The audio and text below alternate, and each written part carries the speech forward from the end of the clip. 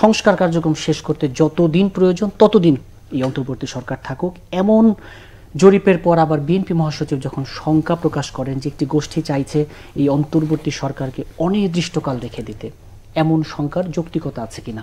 আমার কাছে মনে হয় মোটা দাগে যৌক্তিক মনে হতে পারে। উনি এই যে স্টাডিটা হয়েছে এই স্টাডিটা নিয়ে প্রশ্ন করেছেন, কারণ এই স্টাডির ডিটেল জানা যায় না, এবং 81% মানুষ যতদিন, মানে এই যে যতদিন তত, এটা তো আসলে খুবই আনলিমিটেড একটা ব্যাপার। এই আনলিমিটেড ব্যাপার 81% মানুষের ঐক্যমত্য আছে। আমি দীর্ঘদিন আমার রাজনৈতিক সত্তা সরিয়ে যদি রেখে রাজনীতি অবজার্ভ করার চেষ্টা করছি খুব লম্বা সময়, সংস্কার করে যতদিন লাগে ততদিন, এই পার্সেন্টেজটা নিয়ে আমার নিজেরও দ্বিমত আছে। আমি নিজেও খুব কনভিন্স না। আবারও বলছি, মেথোডোলজি বা সব কিছু দেখলে তারা হয়তো সেটা এস্টাবলিশ করতে পারেন। কিন্তু এর চেয়ে গুরুত্বপূর্ণ কথা যেটা মির্জা ফখরুল ইসলাম আলমগীর বলেছেন, সেটা হলো আমরা জানি যে সম্প্রতি সরকার 6টা কমিশন করেছেন। এর মধ্যে একটা কমিশন হচ্ছে দুর্নীতি নিরোধ সম্পর্কিত। ডক্টর ইফতেখারুজ্জামান টিআইবি প্রেসিডেন্ট, তিনি সেখানে ছিলেন। উনি, মির্জা ফখরুল নাম বলেন, আমি নামটাই বলে ফেললাম, উনি একটা আলোচনা সভায় দেশের নতুন রাজনৈতিক শক্তির প্রয়োজন আছে এই ধরনের কথা বলেছেন। এবং মির্জা ফখরুল যেটা বলেছেন এটা পুরো সঠিক না। উনি বলেছেন যে সরকারের মধ্য থেকে যদি এই ধরনের কথা বলা হয় তাহলে সরকার নিরপেক্ষতা হারাবে। আচ্ছা, এখন জনাব ইফতেখারুজ্জামান আসলে সরকারের অংশ নন, এটা একটু ভুল আছে।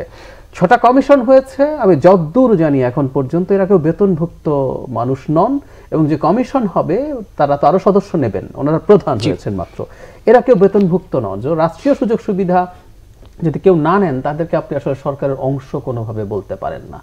দেশের বিভিন্ন ক্ষেত্রে নাগরিকদের মধ্যে যারা কোনো যে সেক্টরে কাজ করেছেন তাদেরকে নিয়ে একটা সংস্কারের জন্য প্রাথমিক প্ল্যান, এবং এটাও যোগ করে রাখি তারা সেটা করে দিলেই শেষ হয়ে যাবে তা না। সেটা ডক্টর ইউনূস তার ভাষণে বলেছেন সব স্টেক হোল্ডার্স, সব মানে রাজনৈতিক দল, নাগরিক সমাজ, ছাত্র, অন্যান্য মানুষের বিষয়টা সম্ভবত এরকম যে এই কমিশনগুলো 3 মাসের মধ্যে একটি প্রতিবেদন দিবে, এই নিয়ে আবার করবে স্টেক হোল্ডারদের সাথে আলোচনা হবে। এটা বলার পরও আমি বলি জনাব ইফতেখারুজ্জামানের এই মন্তব্যটা তার জায়গায়। এখন যেহেতু একটা কমিশন অন্তর্ভুক্ত হয়েছেন সরকারের চয়েসে, ওনার এই মন্তব্যটা কিছু কনফিউশন তৈরি করতে পারে। এবং বিএনপির মতো দলের ক্ষেত্রে আসলে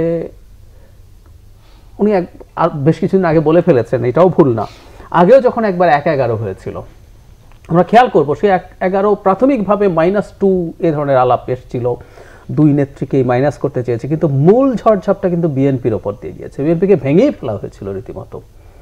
তো সেই ব্যাপারটা কেউ বেশ কয়েকদিন আগে, মানে শেখ হাসিনার পতনের পর জনাব ফখরুল কিন্তু একটু ইন্ডিকেট করেছেন। সুতরাং বিএনপির জায়গা থেকে কিছুটা ভয় পাওয়া, কিছুটা কনফিউজড হওয়া, এবং যে ধরনের পরিস্থিতি মাঠে আছে সেটা খুব অস্বাভাবিক না। এবং আমার মনে হয় এই একটা ব্যাপারে সরকারকে সতর্ক থাকতে হবে, কারণ আওয়ামী লীগের এক ধরনের ডিজাস্টার তো হয়েছেই, সেই ডিজাস্টারের পরে সবচেয়ে বড় রাজনৈতিক শক্তি। এবং আমি বিএনপিকে, ডেসপাইট অল দ্য ক্রিটিসিজম, বিএনপির অনেক সমালোচনা আছে, কিন্তু দেশের একটা সেন্ট্রিস্ট ফোর্স মোটা দাগে, ও কোনো এক্সট্রিমিজম নেই, এরকম একটা ফোর্স বাংলাদেশে দুর্বল হয়ে যাওয়া ভালো হবে না।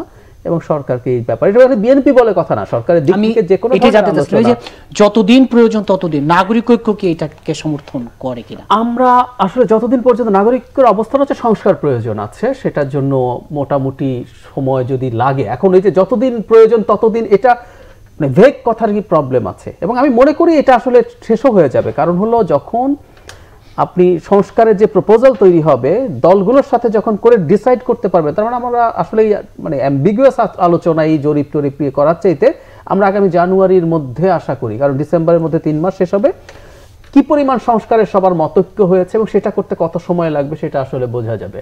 সুতরাং আমরা মনে করি এটা জাস্ট এই সরকারটা একটা ইলেকশন দিয়ে চলে যেতে হবে কালই, সেটাও মনে করি না। এই সরকারকে একটা উদাহরণ দিই, খুব ইন্টারেস্টিং হবে। ধরুন পুলিশের যে অবস্থা, আপনি কি মনে করেন এই পুলিশকে রেখে সংবিধান সরিয়ে রাখেন? একটা ইলেকশন হচ্ছে, আমাদের এখানে বিএনপির বড় ভাই আছেন, বিরাট পাওয়ারফুল পার্টি, আমার পার্টি ছোট, আমারও ক্যান্ডিডেট আছে, ভাইয়েরা আছে, এবং ভাইয়েরা আসলেন, তাত্ত্বিকভাবে বলছি, আমরা দেখলাম যে আমাদের ওখানে লেভেল প্লেইং ফিল্ড নাই। সো এই কাজ কে করেছে? কে করে? নিশ্চিত পুলিশ করে। বর্তমানে যে পুলিশের অবস্থা দেখছি, রাস্তায় ট্রাফিক পুলিশ হিসাবে কাজ করতে গিয়ে রিক্সা চালকরা তাদেরকে পাত্তা দিচ্ছে না, এই ধরনের ঘটনা আমরা ব্যক্তিগতভাবে জানি। তো এই পুলিশ দিয়ে কি আপনি আসলে আদতে পারবেন যে একটা নির্বাচন যেটা যে সবার জন্য লেভেল প্লেইং ফিল্ড তৈরি করবে? অথবা আমি খোলাখুলি বলে ফেলি, আওয়ামী লীগ রাজনীতি করবে কিনা এটা নিয়ে ডিবেট আছে। আমরা ধরে নিলাম যে আওয়ামী লীগ নিষিদ্ধ হলো না, আওয়ামী লীগকে নিষিদ্ধ করার 101টা কারণ আছে, যুক্তি আছে, কিন্তু ধরে নিলাম যে আওয়ামী লীগ নিষিদ্ধ হলো না এবং তারা নির্বাচনে পার্টিসিপেট করতে চায়। আওয়ামী লীগের জন্য তো তখন রাষ্ট্রের উচিত হবে একটা লেভেল প্লেইং ফিল্ড এনশিওর করা, তাই না? সেটা করার মতো সক্ষমতা বা অবস্থা প্রশাসন পুলিশের কি আছে? সো এরকম অনেকগুলো মানে হুটহাট একটা নির্বাচন করে ফেলার পরিস্থিতি আসলেই নাই। অনেক জায়গায় সংস্কার লাগবে।